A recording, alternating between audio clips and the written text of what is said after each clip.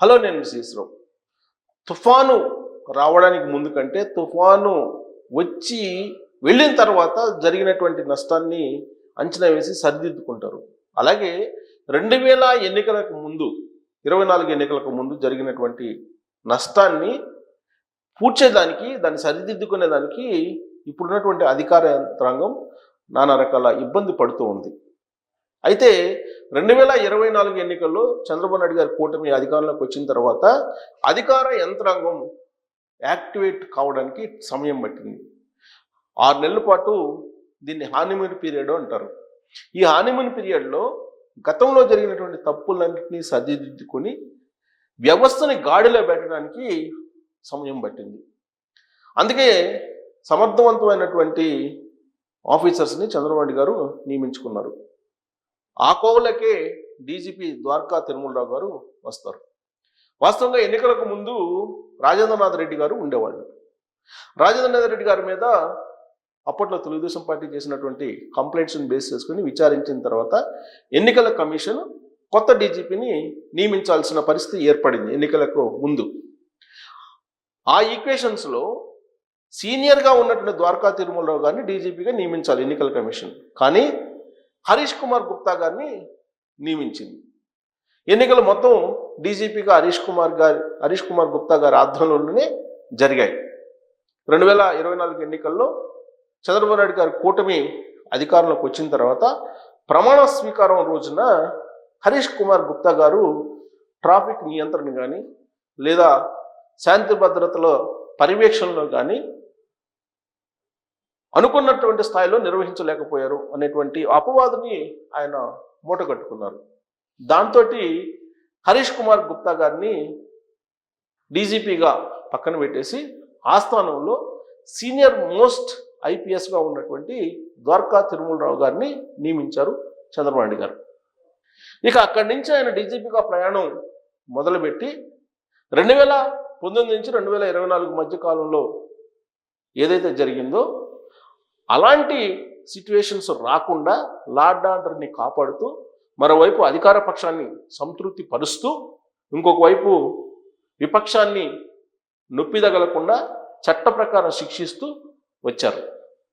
అయితే ఆయన పదవి విరమణ ఈ సంవత్సరాంతాన ఉండబోతుంది.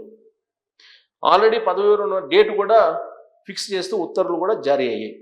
అంటే దీన్ని బట్టి మరోసారి డీజీపీ పదవీ కాలాన్ని పొడిగించేటువంటి అవకాశం లేదు అనేటువంటి అభిప్రాయం చాలా బలంగా ఆంధ్రప్రదేశ్ పోలీస్ వర్గాల్లో వినిపిస్తూ ఉంది. సో ఈ 6 నెలల కాలంలో ద్వారకా తిరుమలరావు గారు పోలీసు వ్యవస్థని పూర్తి స్థాయిలో గాడిలో పెట్టారా అని అంటే భిన్నమైనటువంటి అభిప్రాయాలు కలుగుతూ ఉన్నాయి. వాస్తవంగా వైఎస్ఆర్ కాంగ్రెస్ పార్టీకి సంబంధించినటువంటి సోషల్ మీడియాని కట్టడి చేయడంలో ఆయన విజయవంతం అయ్యారు. అలాగే కొన్ని కేసుల్లో దర్యాప్తుని ముందుకు తీసుకెళ్లడంలో కూడా సక్సెస్ అయ్యారు. ప్రత్యేకించి నత్వాని కేసులో ఆ రోజు జగన్మోహన్ రెడ్డి గారి ప్రభుత్వంలో ఐపీఎస్లు కొంతమంది ఎలా చేశారు అనే దాని మీద కూడా సక్సెస్ఫుల్గా ఆ కేసుని నడిపించగలిగారు. ప్రభుత్వం మారిన తర్వాత జరిగినటువంటి కొన్ని సంఘటనల్లో కొంచెం ఉదాసీనంగా వ్యవహరించారు అనేటువంటి అభిప్రాయం కూడా పార్టీ అధికార వర్గాల్లో ఉంది. ప్రత్యేకించి చెవిరెడ్డి భాస్కర్ రెడ్డి కుమారుడు రోహిత్ రెడ్డిని అరెస్ట్ చేయడంలో కానీ, అరెస్ట్ చేయకుండా ఆయన్ని కోర్టు అనుమతి తీసుకొచ్చేంత వరకు ముందస్తు బిల్ తీసుకొచ్చేందుకు ఉండటంలో కానీ, అలాగే ఇప్పుడు సిఐడి విచారిస్తున్నటువంటి కేసుల్లో ప్రత్యేకించి త్రిపుల్ కేసు రఘురామకృష్ణరాజు గారికి సంబంధించినటువంటి కేసులో విజయపాల్ వ్యవహరిస్తున్నటువంటి తీరు ఏదైతే ఉందో అది పోలీసులు తాము అనుకున్న విధంగా వ్యవహరించలేకపోతున్నారనే అభిప్రాయం అధికార వర్గాల్లో ఉంది. ద్వారకా తిరుమలరావు గారు డీజీపీగా ఉన్న సమయంలో చట్టం తన పని దాన్ని చేసుకుపోతుందని చెప్పి ఆయన పదే పదే చెప్తూ ఉన్నారు. అంతేకాదు ఒకానొక సమయంలో ఆయన్ని వైఎస్ఆర్ కాంగ్రెస్ పార్టీ వాళ్ళు కూడా టార్గెట్ చేశారు. ఎప్పుడో జరిగినటువంటి సంఘటనని మీరు ఇప్పుడు ఎఫ్ఐఆర్ చేసి కేసులను ఎలా విచారిస్తారు అని చెప్పి ఆయన ప్రశ్నించినప్పుడు 30 ఏళ్ల క్రితం జరిగినటువంటి సంఘటన మీద కూడా ఇప్పుడు ఎఫ్ఐఆర్ చేసి విచారించడానికి అవకాశం ఉందని చెప్పి ఆయన చెప్పారు. ఆ స్టేట్మెంట్ మీద వైఎస్ఆర్ కాంగ్రెస్ పార్టీ వాళ్ళు ఆయన్ని టార్గెట్ కూడా చేశారు. కానీ ఆయన ఎప్పుడు కూడా సంయమనాన్ని కోల్పోలేదు. సంయమనంతో వ్యవహరిస్తూ ఇరు పక్షాలని నొప్పించకుండా కొంతవరకు మెప్పిస్తూ చట్టాన్ని తన పని తాను చేసుకుపోయేలాగా గాడిలో పెట్టగలిగారు కొంతవరకు. అయినప్పటికీ ఆయన పదవీ కాలాన్ని పొడిగించడానికి ఇప్పుడున్నటువంటి ప్రభుత్వం సిద్ధంగా లేదు అనేది అర్థమవుతుంది. కారణం ఏంటంటే గతంలో ఎప్పుడు కూడా చీఫ్ సెక్రటరీ పదవిని కొనసాగించారు కానీ పొడిగించారు కానీ డీజీపీలకు సంబంధించినటువంటి పదవీ కాలాన్ని పొడిగిస్తూ నిర్ణయాలు తీసుకోలేదు చంద్రబాబు నాయుడు గారు. ఇప్పుడు కనుక ఒకవేళ తీసుకుంటే ఎగ్జంప్షన్ కేసు అవుతుంది. చంద్రబాబు నాయుడు గారు ఒకవేళ ద్వారకా తిరుమలరావు గారిని మరొక 6 నెలలు తన పదవీ కాలాన్ని పొడిగిస్తూ నిర్ణయం తీసుకుంటే కనుక గతంలో జరిగిన దానికి భిన్నంగా ఆయన వ్యవహరించారు లేదా భిన్నంగా ఆయన ఆలోచించారని చెప్పి అనుకోవచ్చు. బట్ అలాంటి పరిస్థితి లేదు అనేది పోలీసు వర్గాల నుంచి, సచివాలయ వర్గాల నుంచి అందుతున్నటువంటి సమాచారం. అలాంటప్పుడు ద్వారకా తిరుమలరావు గారి బదులుగా ఎవరు డీజీపీగా వర్త్ఫుల్, ఎవరిని నియమించేటువంటి అవకాశం ఉంది అనే దాని మీద మనం విశ్లేషించుకుంటే కనుక సీనియారిటీ ప్రకారం అయితే హరీష్ కుమార్ గుప్తా గారు ఉన్నారు. సహజంగా చంద్రబాబు నాయుడు గారు సీనియారిటీకే ప్రాధాన్యత ఇస్తూ ఉంటారు. అలాగే సామర్థ్యానికి కూడా ప్రాధాన్యత ఇస్తుంటారు. ఇప్పుడున్నటువంటి పరిస్థితుల్లో ఆంధ్రప్రదేశ్ లా అండ్ ఆర్డర్ సిచ్యువేషన్ని కంట్రోల్ చేయాలంటే స్పీడ్గా ఉన్నటువంటి ఐపీఎస్ ఆఫీసర్ కావాలి. అలాగే సమర్థవంతంగా పనిచేసేటువంటి ఐపీఎస్ ఆఫీసర్ కావాలి. నిష్పక్షపాతంగా పనిచేసేటువంటి ఐపీఎస్ ఆఫీసర్ కావాలి. ఇప్పుడున్నటువంటి సిచ్యువేషన్లో లా అండ్ ఆర్డర్ కాపాడటం అనేది ఒక ఛాలెంజ్గా మారింది ఆంధ్రప్రదేశ్ ముఖ్యమంత్రి చంద్రబాబు నాయుడు గారు.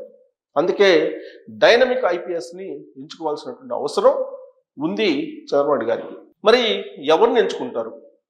మళ్ళీ హరీష్ కుమార్ గుప్తా గారిని ఎంచుకునేటువంటి అవకాశం ఉందా అంటే ఒకవేళ అదే జరిగితే కనుక ఇప్పుడున్నటువంటి ఇంటెలిజెన్స్ చీఫ్ని మార్చాల్సి ఉంది.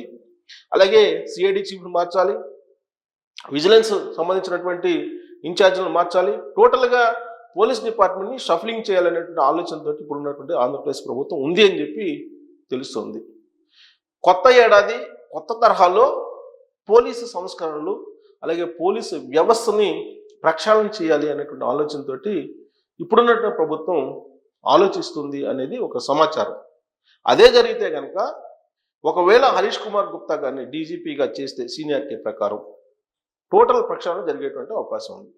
సో హరీష్ కుమార్ గుప్తా గారి ఒక ప్రొఫైల్ ఒకసారి చూస్తే ఆయన సీనియారిటీ ఏంటి, ఆయన ఎక్కడెక్కడ పనిచేశారు అనేది, ఆ తర్వాత అసలు ఆయనకు అవకాశం ఇస్తారా ఇవ్వరా అనేది మనం కంక్లూజన్కి రావచ్చు. సో హరీష్ కుమార్ గుప్తా గారు 1992 బ్యాచ్ ఐపీఎస్ అధికారి. ఖమ్మం, నల్గొండ, మెదక్, కరీంనగర్ జిల్లాల్లో ఏఎస్పీగా విధులు నిర్వహించారు. 97లో కృష్ణా జిల్లా ఎస్పీగా ఆయన పనిచేశారు. 2002లో హైదరాబాద్ సౌత్ జోన్ డీసీపీగా పనిచేశారు. 2010లో విజిలెన్స్ అండ్ ఎన్ఫోర్స్మెంట్ డిఐజీగా ఆయన పనిచేశారు. 2011లో గుంటూరు రేంజ్ ఐజీగా ప్రమోషన్ పొందారు. 2012 నుంచి 16 వరకు లా అండ్ ఆర్డర్, లీగల్, టెక్నికల్ విభాగాల్లో ఐజీగా విధులు నిర్వహించారు. 2017లో అడిషనల్ డీజీపీగా ప్రమోషన్ పొందారు చంద్రబాబు గారి టైంలో. 2019 నుంచి 2022 వరకు logistic, home guard, police recruitment board ఏడీజీపీగా పనిచేశారు. అది ఇది జగన్మోహన్ రెడ్డి గారి పీరియడ్లో దాదాపు నాన్ ఫోకల్ పాయింట్ పోస్ట్లో ఉన్నారు. 2022-24 వరకు హోంశాఖ ప్రిన్సిపల్ సెక్రటరీ బాధ్యతలను ఈయన నిర్వహించారు. 2024 మే 5న డీజీపీగా ఎన్నికల కమిషన్ ఈయన నియమించింది. విపక్షాల ఆరోపణలతోటి అప్పటి వరకు ఉన్నటువంటి రాజేంద్రనాథ్ రెడ్డి గారిని మార్చేసి ఆ ప్లేస్లో హరీష్ కుమార్ గుప్తా గారిని నియమించింది ఎన్నికల కమిషన్. 2024 జూన్లో హోంశాఖ ప్రధాన కార్యదర్శిగా మళ్ళీ నియామకం అయ్యారు. 2024 జూలైలో విజిలెన్స్ అండ్ ఎన్ఫోర్స్మెంట్ డీజీపీగా అదనపు బాధ్యతలు స్వీకరించారు. సో ఈయన ప్రొఫైల్ చూస్తే కనుక జగన్మోహన్ రెడ్డి గారి హయాంలో, అంటే జగన్మోహన్ రెడ్డి గారు ముఖ్యమంత్రిగా ఉన్నప్పుడు నాన్ ఫోకల్ పోస్ట్లో ఉన్నారు ఈయన. ఆ ఈక్వేషన్ నుంచి చూస్తే కనుక హరీష్ కుమార్ గుప్తా గారిని డీజీపీగా నియమించేటువంటి అవకాశం ఉంది.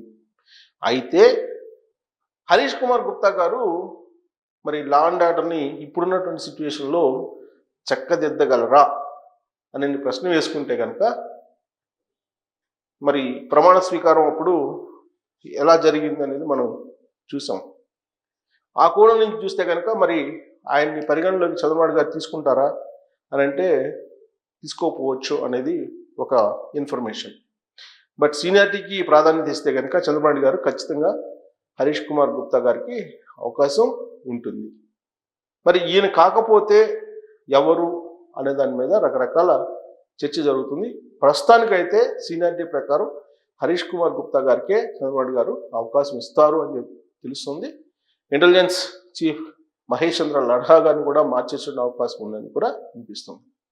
సో ఇన్ని ఈక్వేషన్ల నడుమ డీజీపీగా ఇప్పుడున్నటువంటి పరిస్థితుల్లో ఆంధ్రప్రదేశ్లో ఎవరైతే బెటర్ అనే దాని మీద కామెంట్ రూపంలో మీ అభిప్రాయాన్ని తెలియజేయచ్చు. Thank you very much.